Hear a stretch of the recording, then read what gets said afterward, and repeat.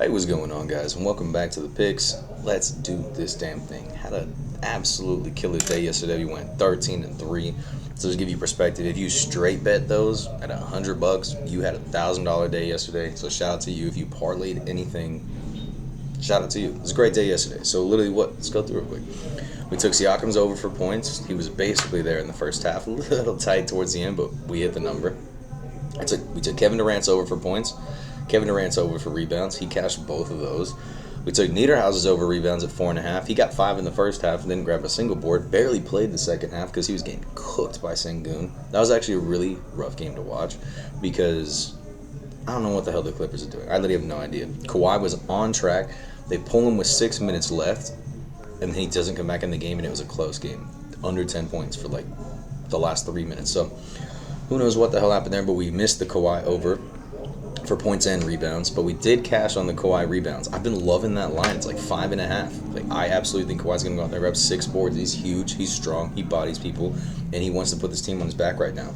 So, shout out to that. We cashed half of them. Then, we also got Dylan Brooks, We also got Dylan Brooks over. Barely scraped that one, but we still got the over. He scored 15 points in the first quarter. Slowed down a little bit, but we covered that line. We took Flags over for points. He covered the line well. I took Booker's under. I had a feeling Booker's under. It was a high line, 25.5 or something ridiculous for his second game back. Not a fan of that. We did miss the Gillespie under points, or over points. He was under, so we missed Gillespie's, Kawhi's points and rebounds, and then we missed Keldon Johnson, believe it or not, over points. He finished with like 6. So not typical for Keldon Johnson. But what else did we hit? Jalen Green's threes. We took Jalen Green for 2. Shout out to Jalen Green. Royce O'Neal for 2 threes. He hit 4. Great takes.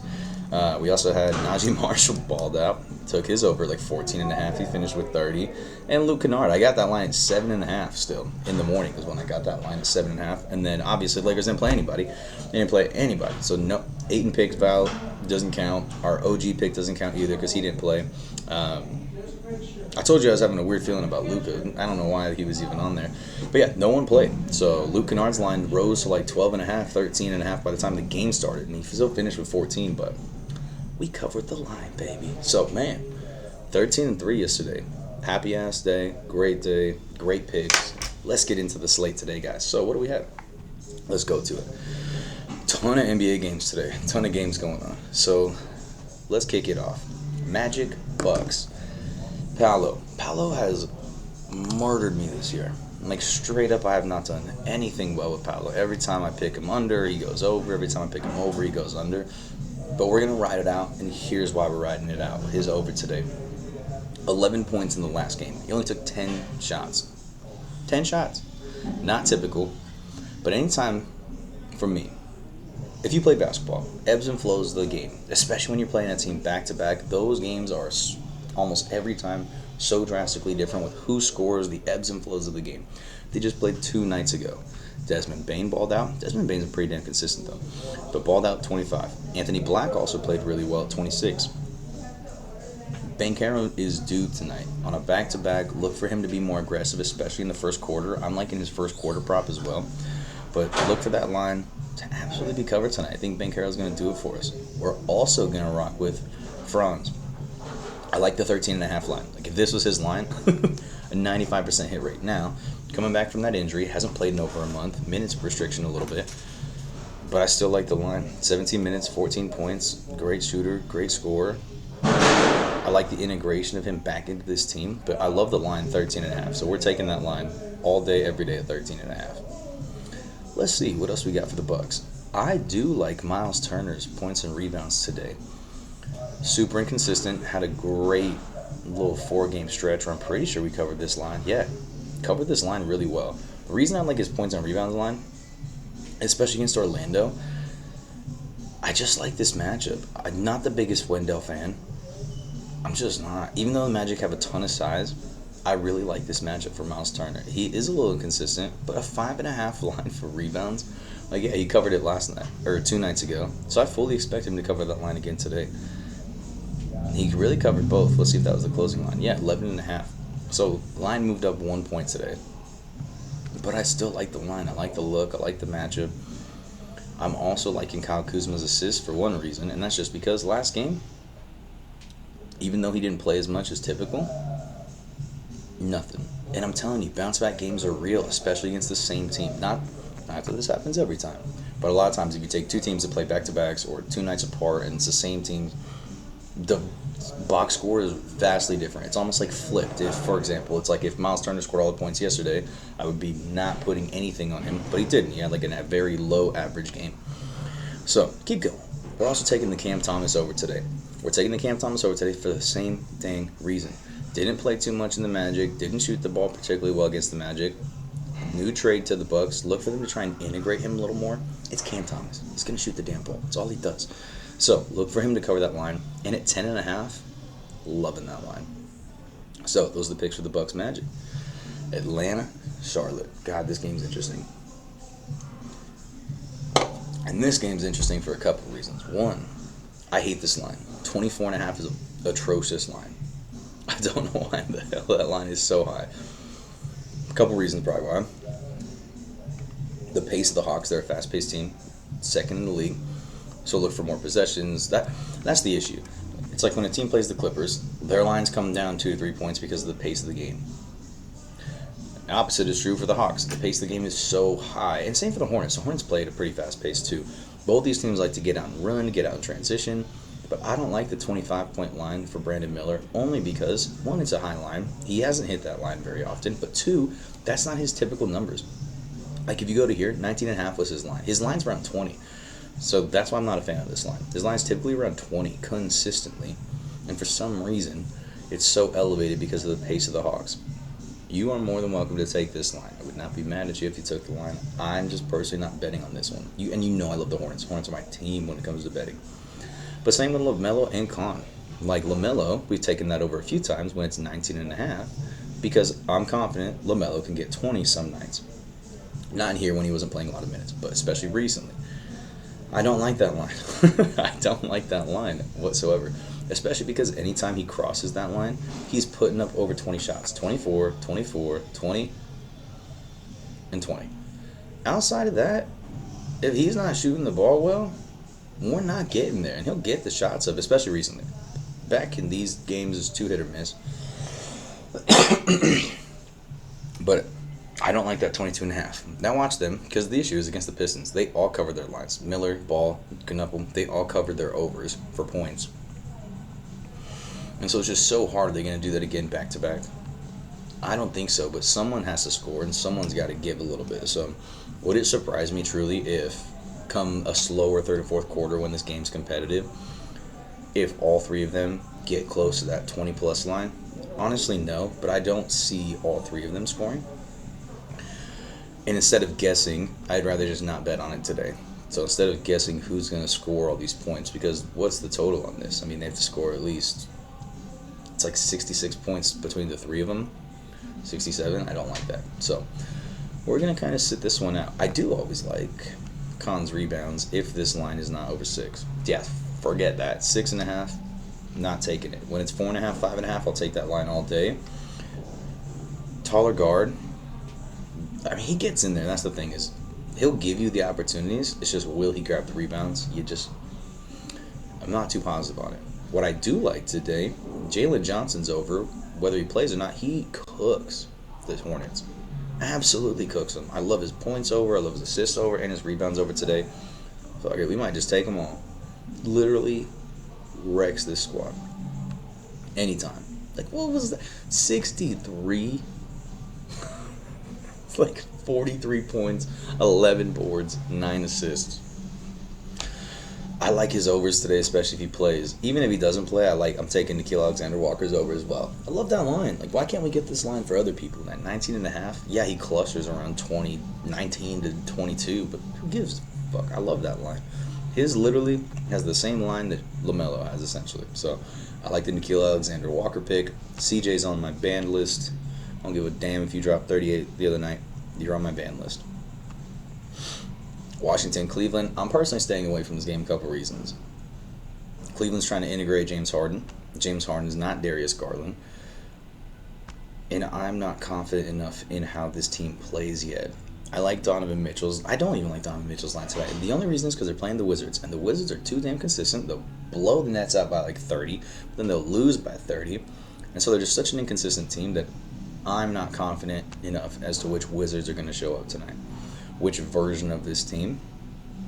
So I'm personally not going to bet on it. I always love Sarr's rebound line just because it's low. You're 7 feet tall, and your rebound line is 6.5. Yeah, you have shit nights where you get 3 and 1 and 2, of course, which is unacceptable. But I always like that line. The only issue with that line is literally a pretty much 50-50 gamble. Outside of that, yeah, not the biggest fan of this game.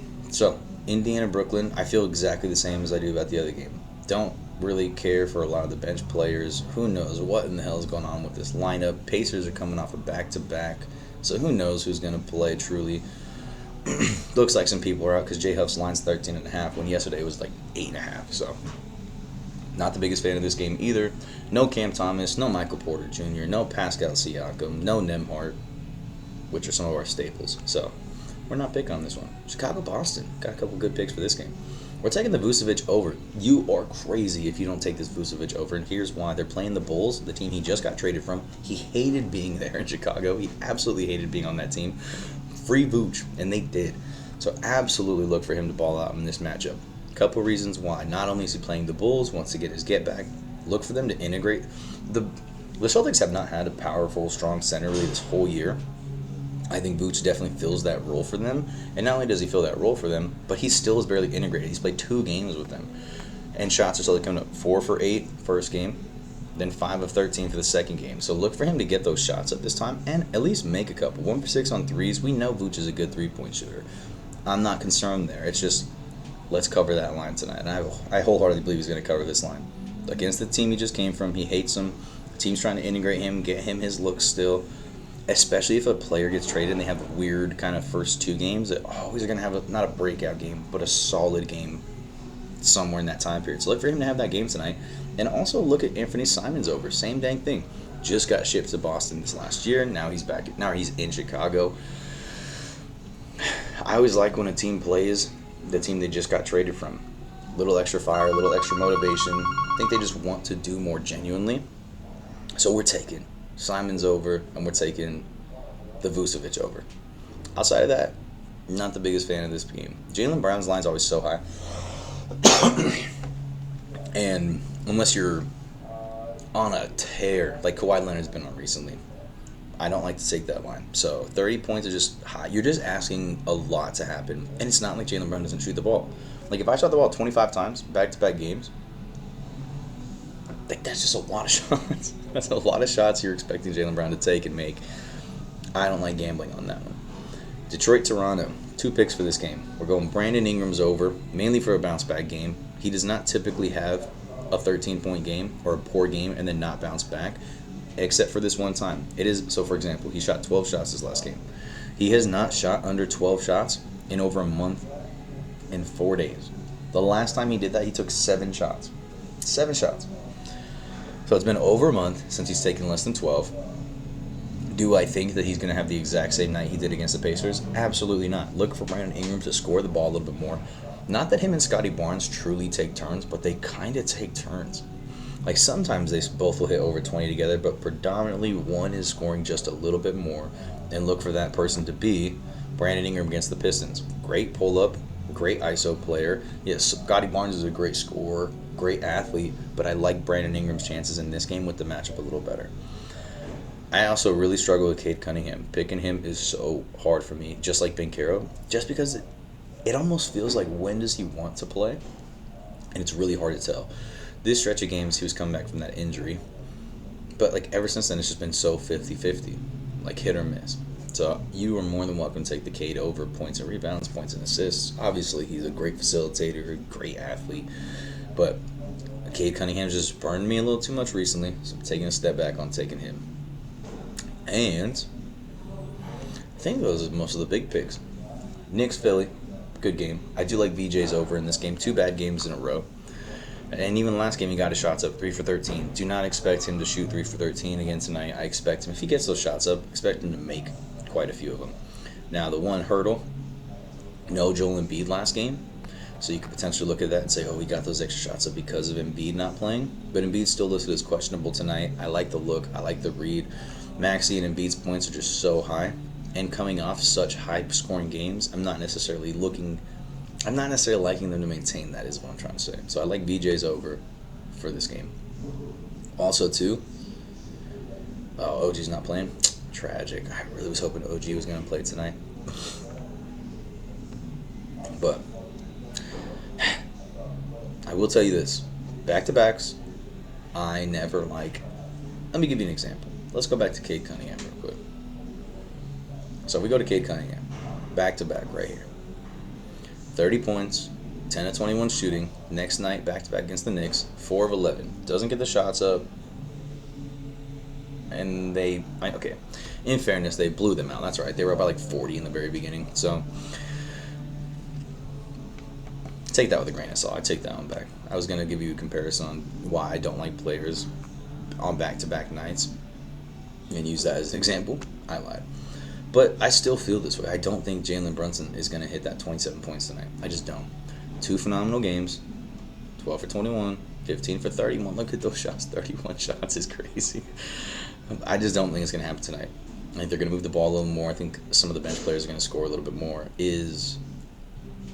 Where's Clarkson been? His minutes are down a little bit. But if you could get a good bet on Jordan Clarkson at a good over, I would actually put some money on Jordan Clarkson today too. But, yeah, no, I'm not the biggest fan of that matchup just because injury report's still unclear. I like the VJ pick. Knicks coming off a back-to-back. Not the biggest fan of that. This damn game, though, right here, the Clippers and Rockets, they just played last night.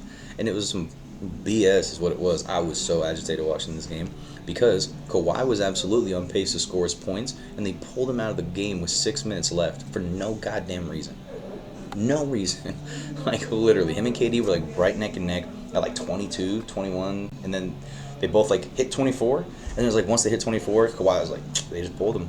So we still covered the rebound line, but we did not get our points and rebounds if you took either of those. So, a bunch of BS. But look for Kawhi to get his points tonight, and I say that for a couple of reasons. Poor shooting last night, 7 of 19. He did miss some, not bad shots, but he missed some good looks. I don't expect that tonight. I know Clippers are a slow-ass paced team. I like Kawhi and KD in the half court. I think it's a little tragic. Kevin Durant's line came back up after his performance yesterday. 23.5, 24.5. Yeah, it's a point difference, but 24 to 25, something about that feels so different. But kind of like my thing, back-to-back games. Like, even though KD and Sengun both covered that line, I do expect them to play well tonight. Maybe not shooting as what? Oh, again, a poor shooting night. So I like both their overs, honestly. I like KD at 25. I'm not the biggest fan of Sengun's overs, but I wouldn't be mad if you took it. But I do like the Kawhi over. I'd take the Kawhi over for points and rebounds again. Like, truly. 4 games in a row covering that rebound line. It's higher now because they finally caught on. But yesterday, what? I caught it at 5.5 yesterday. 6.5, 6.5, 6.5. Damn, I swear I caught that at 5.5 though, because I was tracking it until 6. But whatever, I still like that line. I do. Kawhi's gonna get in there, and he didn't even play half the fourth quarter yesterday, so it was a strange game, really strange game. And I don't understand the point of it either, because the Clippers literally pulled all their bench with like 6 minutes left. And the Rockets played their starters the entire time. And they were getting cooked for a little bit there, too. So, interesting game. Let's see what Niederhauser's rebound line is again. It's still at 4.5.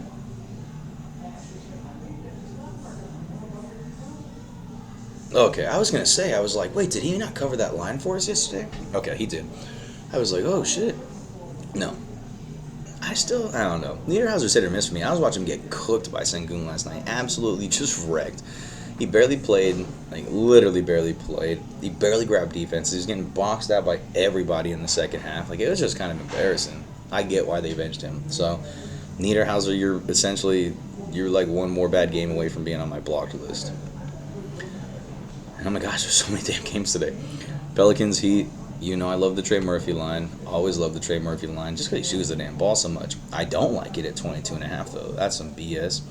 I like feeling like a 20.5 or a 21.5 for Murphy, just because I know he's going to get those shots up, right? Under 15, real hit or miss. If my man shoots 15 shots or more, actually we put it at 16, so just put it at 15. But if he gets 16 shots or more, I trust that line is going to happen. And if we even drop this, because it's truly like a 20.5 line. It's truly what it is. I like that a lot. And any like these games, horrible shooting nights for him. So I like Trey Murphy. I do. I always like his looks. The only issue is that line's pretty high at 22.5. So.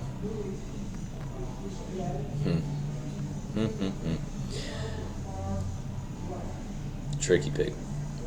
Also really like the Derek Queen line. His line's been creeping up. I liked it when it was at 8.5. But he's kind of like every other game. I swear to God, he plays good.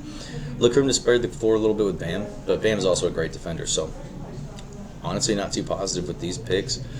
You know, every time I bet on Bam, I get screwed. Literally every single time. I always want to take his unders just because something about I don't know why he's just burned me a few times. So every time, like, I hope you don't play good, don't get your rebounds, don't get your points.